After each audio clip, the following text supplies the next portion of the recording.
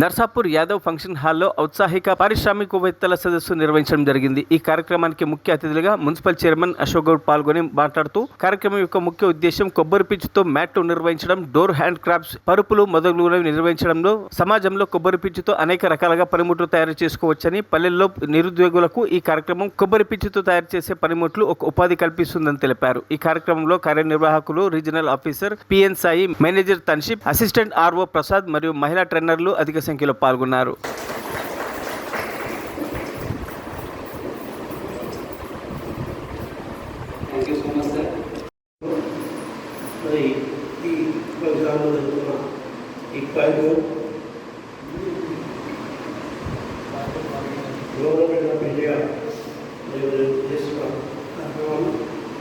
దీనికి కన్సీప్ గారు, మేనేజర్ గారు, పిఎం సభా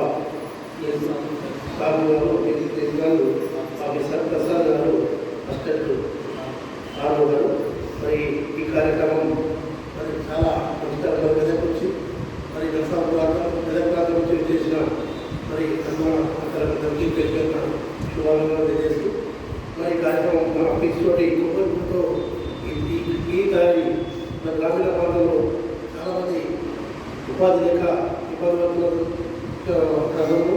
మరి మరి సెంట్రల్ గవర్నమెంట్ ఆఫ్ ఇండియా కార్యక్రమం చేపట్టి మరి పేదలకు వాళ్ళకు ఉపాధి కలిగే ఉద్దేశంతో మరి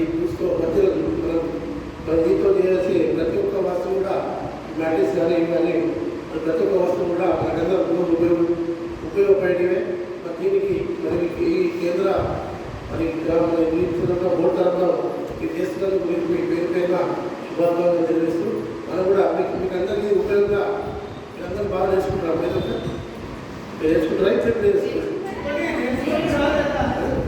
నేర్చినా మన తర్వాతనే మనం దీన్ని బట్టి చేసుకొస్తాము.